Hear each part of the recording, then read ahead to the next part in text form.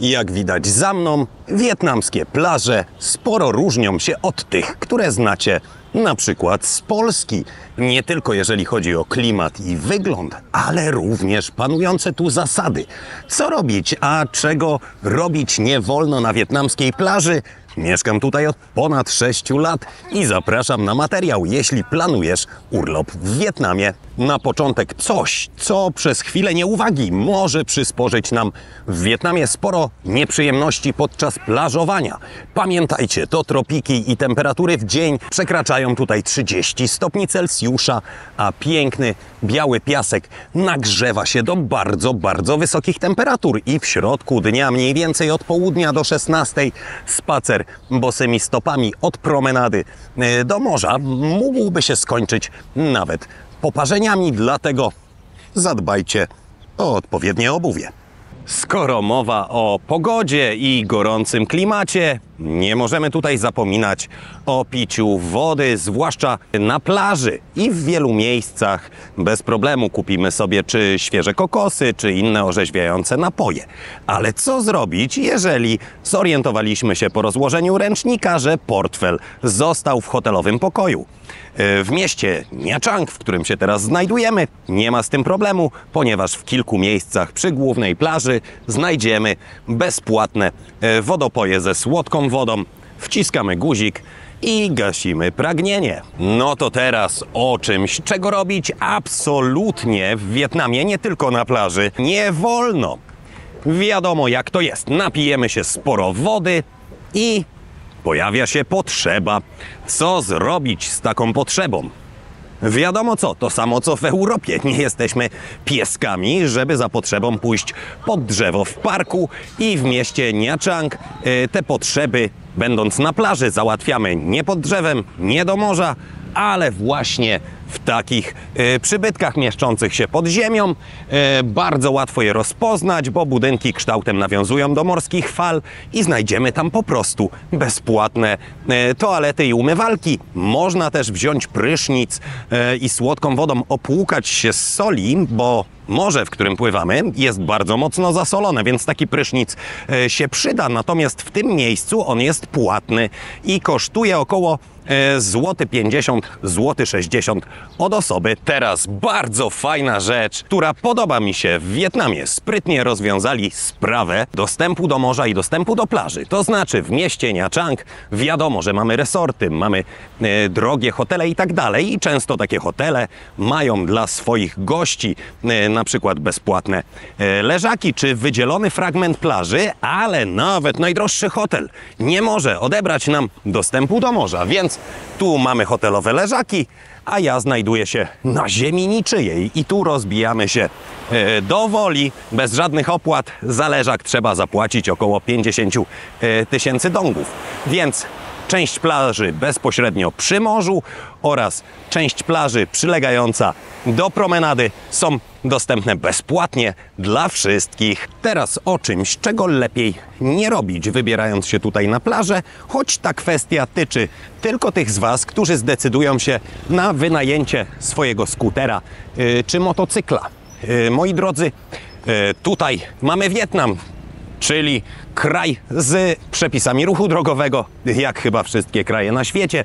Nie można parkować gdzie się chce i jeżeli zaparkujemy sobie bezpośrednio na promenadzie, to po plażowaniu może się okazać, że nasz motocykl będzie do odbioru na najbliższym komisariacie po uiszczeniu mandatu. Co zrobić, żeby oszczędzić sobie takich przygód podczas wakacji w Wietnamie? Zaparkujcie na jednym z wielu, czy to płatnych, czy bezpłatnych parkingów. Są one bezpośrednio przy głównej plaży co kilkaset metrów. Bezpłatne kosztują 0 dongów, a te płatne kosztują kilkadziesiąt groszy za cały dzień parkowania. Jeżeli nie lubicie wylegiwać się w pełnym słońcu albo zwyczajnie słońce za mocno Wam przygrzało, to w Nha Trang przy głównej plaży znajdziecie kilka plażowych barów i restauracji. Jedna z restauracji, ma nawet basen z widokiem na morze, oczywiście w cenie dla wszystkich klientów. Myślę, że warto sobie chociaż raz z takiego basenu skorzystać, a przy okazji zjeść na przykład dobrą pizzę czy inne wietnamskie danie. Mówiłem już o tym, że przy plaży kupimy napoje, kupimy też przekąski, ale zapominalscy bez problemu kupią tutaj nawet okulary przeciwsłoneczne, tak jak widać pana za mną. Jest tutaj kilku przynajmniej sprzedawców obnośnych, którzy cały dzień patrolują promenadę i jeżeli tylko wypatrzą, że nie macie okularów, zaraz podchodzą, pytają, czy może niepotrzebne okulary przeciwsłoneczne, albo etui na telefon, albo obcinaczki do paznokci, więc śmiało robić zakupy, tylko z tymi sprzedawcami z promenady trzeba by było się potargować. Bywa, że za okulary przeciwsłoneczne firmy Krzak życzą sobie nawet kilkadziesiąt złotych, ale jeżeli z uśmiechem powiemy, że za takie okulary zapłacimy 15-20 złotych, to spokojnie na taką cenę przystaną. Teraz bardzo ważna rzecz, której nie robić na plażach w Wietnamie, nie tylko w mieście Nha Trang, i to mówię bardzo poważnie, bo konsekwencje nieprzestrzegania tego, o czym zaraz powiem, mogą być bardzo, ale to bardzo kosztowne. O co chodzi? Moi drodzy, w Wietnamie idąc plażować nigdy, absolutnie nigdy nie zostawiajmy na piasku niczego wartościowego bez opieki. Tu nie pomogą żadne sztuczki pod tytułem puste opakowanie po kremie UV, w którym chowamy telefon, zakopujemy w piasku i tak dalej. Nie róbcie tego absolutnie.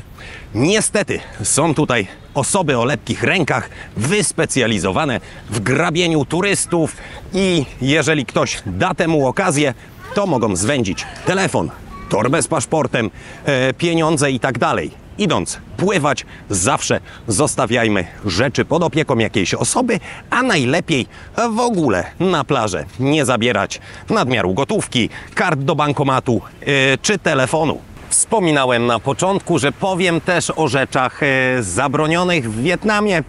O niektórych już wspomniałem, ale jest kilka kwestii, które dla nas naprawdę mogą być nieoczywiste. Chociażby to, że przynajmniej u mnie w Nha Trang na plaży nie wolno grać w piłkę. Nie wolno również tutaj wędkować i w całym mieście obowiązuje bardzo surowo przestrzegany ścisły zakaz grillowania i palenia ognisk na plaży. Nie są to może kwestie bardzo dotyczące nas, jeżeli jesteśmy tu na urlopie, bo przecież nie lecimy z Polski do Wietnamu z grillem na przykład, ale warto mieć je na uwadze. Na szczęście nie trzeba tych rzeczy zgadywać i ich się domyślać.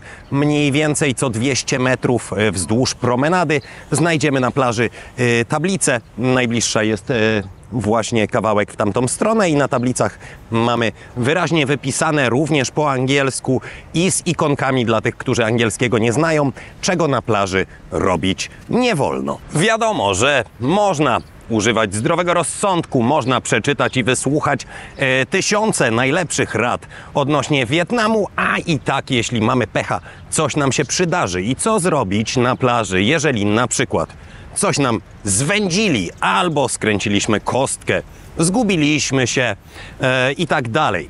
Wtedy warto udać się do jednej z takich stacji. W środku dyżurują panowie ze służby porządkowej, która z moich obserwacji jest czymś na wzór straży miejskich znanych z Polski, więc pomogą wam czy to zlokalizować zagubiony hotel, czy zgłosić na przykład jakąś kradzież. W skrócie panowie was pokierują lub zaoferują bezpośrednio pomoc, jeżeli będą mieli taką możliwość, i ci sami panowie właśnie odholują wasz motocykl na najbliższy komisariat, jeżeli nie posłuchacie rady o tym, że parkujemy tylko w dozwolonych miejscach. To tylko kilka rzeczy, które trzeba mieć na uwadze plażując w Wietnamie. Jeżeli ciekawią was inne rzeczy, których lepiej w Wietnamie nie robić, albo zastanawiacie się, którą z 3 głównych plaż w mieście Nha Trang wybrać dla siebie albo dla swoich dzieci,